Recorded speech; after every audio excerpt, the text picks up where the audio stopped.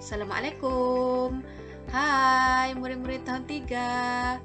Kita berjumpa lagi bagi sesi PDPR pada hari ini. Adakah murid-murid sudah bersedia? Bagus. Baiklah murid-murid, pada hari ini kita akan melihat semula standard kandungan 5.8 bahagi masa, standard pembelajaran 5.8.1 menyelesaikan ayat matematik bahagi melibatkan masa iaitu jam, minit, saat dengan nombor 1 digit. Manakala objektif pembelajaran pada akhir pengajaran dan pembelajaran diharapkan murid-murid tahun 3 dapat menyelesaikan ayat matematik bahagi melibatkan jam, minit dan saat dengan betul. Baiklah murid-murid, kita teruskan dengan melihat contoh yang melibatkan ayat bahagi jam. Jadi kemahiran ini telah kita pelajari pada minggu yang lalu.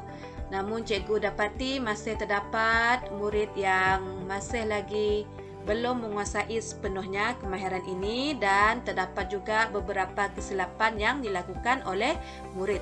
Jadi di dalam video pengajaran kali ini cikgu akan bimbing semula dan cikgu akan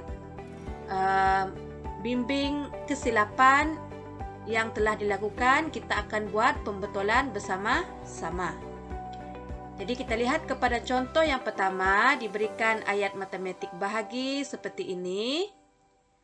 324 jam dibahagi oleh 4 sama dengan berapa jam?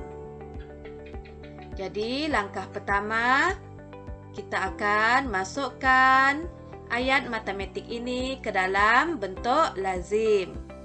Jadi kita akan mulakan dengan melukis dulu rumah seperti ini untuk bentuk lazim bahagi. Kemudian kita masukkan nilai jam 324 jam dibahagi oleh 4 di luar. Jadi sekarang kita akan tentukan dulu sifir apa yang perlu kita gunakan. Walaupun ini operasi bahagi, tapi kita masih lagi menggunakan sifir, iaitu darab untuk menyelesaikan ayat matematik bahagi. Jadi di sini 324 jam dibahagi oleh 4. Jadi sifir yang kita akan gunakan adalah sifir 4. Jadi kita akan keluarkan sifir 4 terlebih dahulu. Kemudian kita akan mulakan menyelesaikan dari nombor yang pertama di dalam rumah. Yang ini cikgu dapati terdapat murid yang tidak menyelesaikan nombor ini secara satu persatu. Ada murid dia terus selesaikan nombor yang kedua. Dia terus ambil contohnya 32. Dia terus ambil 32. Cikgu tidak galakkan kerana kalau kamu terus selesaikan sampai 2 nombor sekaligus, kesilapan kamu akan mudah untuk melakukan kesilapan. Sebab itu cikgu minta selesaikan dulu nombor satu persatu mula dengan nombor yang pertama. Jadi bagi ayat matematik ini, nombor yang pertama di dalam rumah ini adalah 3. Jadi sekarang kita akan cari hasil sifir. Kita bukan bermula dari depan. Kenapa kita tak mula dari depan? Kerana kalau kita mula dari depan, kita telah menggunakan operasi darab. Sedangkan kita ingin menyelesaikan operasi bahagi. Jadi bahagi ini maksudnya dia berlawanan dengan darab. Kalau berlawanan maka kita akan mula melihat dari belakang. Jadi yang nombor di dalam rumah ini adalah nombor hasil darab yang berada di belakang. Sebab itu kita mula dari belakang sebab kita selesaikan bahagi. Bahagi ini berlawanan dengan darab. Jadi kita akan mula lihat dari belakang bukan dari depan. Sekarang kita akan cari 3. Jadi kita lihat dari belakang ini ada tak 3? Tiada kan? Kalau tiada, maka kita ambil nombor yang paling hampir. Yang paling hampir atau kita lihat 3 ini dia jatuh di antara nombor apa? Jadi 3 dia jatuh di antara sifar dengan 4. Bukannya 4 dengan 8. Kalau 4 dengan 8, cuba kita kira mula dari 4. 4, lepas 4, 5. Lepas 5, 6, 7, 8. Ada tak kita sebut nombor 3? Tiada kan? Jadi maksudnya 3 itu jatuh di antara sifar dengan 4. Cuba kita kira dari sifar. Sifar 1, 2, 3, 4. Jadi kita ada sebut 3. Maksudnya 3 itu terletak di antara sifar dan 4. Apabila kita sudah tahu nombor itu terletak di antara nombor mana, maka kita pilih nombor yang paling kecil. Kerana selepas ini kita perlu tolak. Jadi kita mesti ambil nombor yang lebih kecil. Jadi di sini antara sifar dengan 4, nombor yang kecil adalah sifar. Jadi kita akan guna sifar ini nanti. Jadi untuk jawapan di atas ini, kita mesti tulis mula dengan jawapan di atas. Maka jawapan di atas kita akan ambil sifar ini. Kenapa kita tak ambil 4 di tengah? Kerana 4 ini sudah berada di luar. Ini 4 ini memang sudah ditulis. Ini 4, ini pun 4. Jadi tak perlu lagi ambil. Kita ambil nombor yang berada di depan. Jadi kita letak sifar di atas 3. Mesti di atas 3. Kerana kita nak selesaikan 3 ini terlebih dahulu. Jadi jawapan itu mesti di atas nombor yang kamu nak selesaikan. Jadi sekarang 4 sifar, 4 darab sifar, kita akan dapat balik apa tadi yang berada dalam bulatan merah ini? Sifar. Maka kita akan tulis sifar di bawah 3 dan kita letakkan operasi tolak. Tolak sifar. Kemudian kita selesaikan. Apabila sudah ada tolak, baru boleh selesaikan. 3 tolak sifar, kita akan dapat 3 semula. Kemudian baru kita bawa nombor yang seterusnya turun. Hanya boleh bawa 1 sahaja nombor turun. Jadi kita bawa 2. Sekarang kita akan bahagikan 32. Bukannya kita bahagi 2 sahaja, tapi 32. Jadi kita cari, ada tak 32 dekat belakang ni? Ada, ini kan. Kalau dia ada, maka kita boleh terus ambil. Kita tak perlu cari lagi dia di antara mana. Seperti yang sifar ini tadi, tak perlu. Kita terus ambil. Kalau ada, kita boleh terus ambil 32 ini. Jadi 4 ini tak perlu diambil kerana 4 ini memang sudah ditulis dekat luar. Jadi kita ambil nombor depan sebagai jawapan di atas. Jadi kita tahu 8 darab 4. 8 darab 4 akan dapat balik 32. Maka kita akan tulis semula sebab kita nak tolak. Jadi tolak 32. Mesti ambil yang di belakang ini, kita salin semula tulis untuk tolak. Jadi kita tolak seperti biasa. 2 tolak 2 dapat sifar. Maka kita gantikan dengan titik. 3 tolak 3 sifar bersamaan dengan kita gantikan dengan titik. Kemudian baru kita bawa nombor seterusnya turun. Selepas tolak baru boleh bawa nombor seterusnya turun. Jadi sekarang kita dapat lihat hanya ada 4 sahaja. Maka kita akan selesaikan 4 ini. Jadi kita cari, ada tak 4 di belakang ini? Ada kan ini?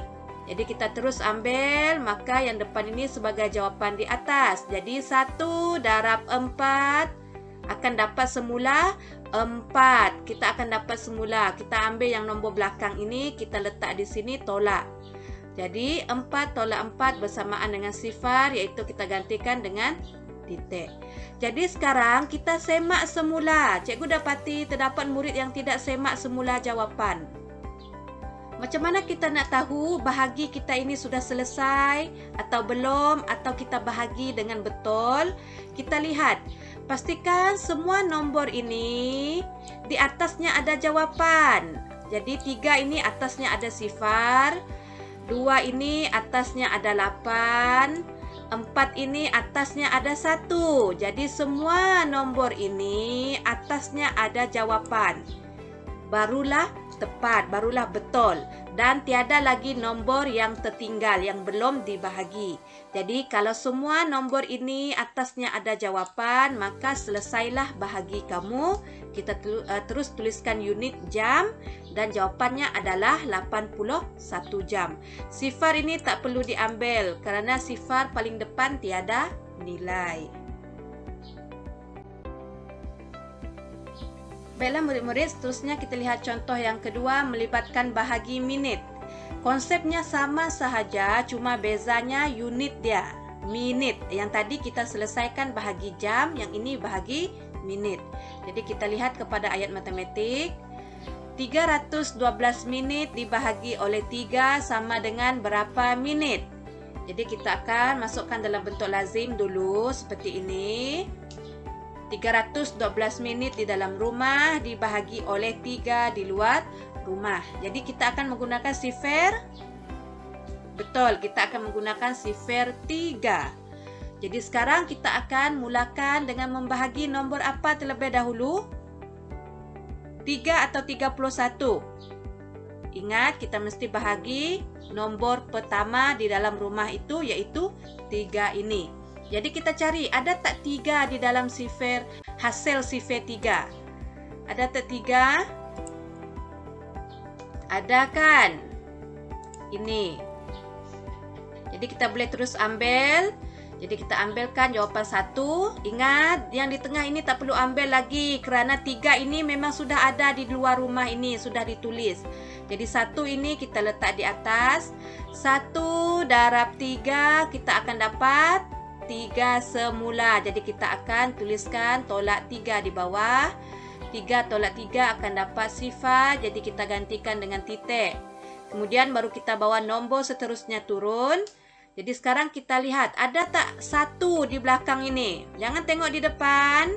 Kita mulakan dengan di belakang. Ada tak 1? Tiada kan? Kalau tiada, maksudnya kita kena cari dia terletak di antara apa?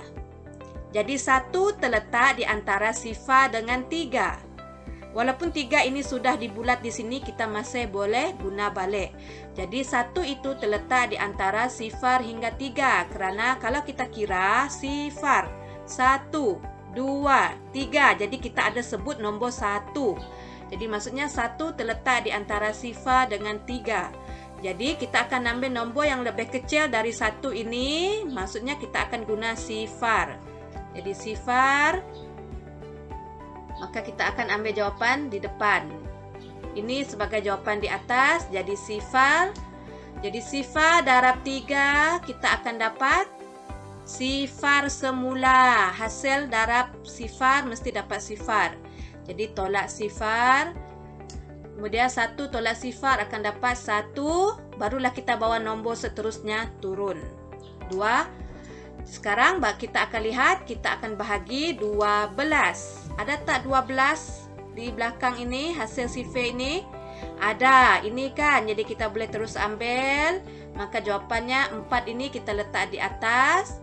Dan 4 darab 3, 4 darab 3 kita akan dapat 12 semula. Jadi tolak 12. 2 tolak 1 dapat sifar, gantikan dengan titik. 1 tolak 1 dapat sifar, gantikan dengan titik. Sekarang kita akan semak dulu. Adakah kita sudah selesai bahagi? Jadi 3 ini jawapan atasnya 1. 1 ini jawapan atasnya ada sifar. 2 ini jawapan atasnya ada 4. Jadi semua nombor ini sudah ada jawapan di atas. Baiklah murid-murid, cikgu dapati juga pada latihan yang lalu, murid-murid tidak menulis nombor dalam susunan yang betul. Mesti susun dalam barisan yang betul. Jawapan ini kamu mesti tulis di atas nombor dengan betul. Kalau 3 ini, 1 di atas 3 mesti ditulis sama barisan dengan 3. Kalau sifar ini ditulis sebaris dengan 1 di bawah ini. Kalau 4 ini mesti ditulis sebaris dengan 2. Pastikan kamu susun, tulis langkah pengiraan kamu dengan kemas. Jangan tersalah barisan, mesti susun sama baris. Jadi maksudnya sekarang kita sudah selesai bahagi, maka kita akan tuliskan unit minit dan jawapannya adalah 104 menit. Baiklah murid-murid, seterusnya kita akan bahagi saat. Diberikan contoh ayat matematik. 427 saat dibahagi oleh 7 sama dengan berapa saat? Jadi kita akan masukkan dalam bentuk lazim. 427 saat dibahagi oleh 7. Jadi kita akan menggunakan sifar 7. Dan sekarang kita akan mulakan membahagi nombor yang di depan terlebih dahulu, yaitu 4. Jadi kita lihat, ada tak 4 di dalam sifar 7? Hasil 4 ada tak? Tiada. 14 adalah, tapi tak boleh guna 14.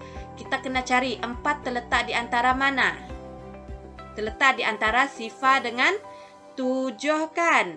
Jadi kita tahu kita tak boleh ambil 7 sebab terlalu besar, maka kita ambil sifar. Jadi kita akan guna sifar ini dan jawapan di atasnya pun sifar. Jadi sifar darab 7 akan dapat semula sifar. Jadi kita tolak semula dengan sifar.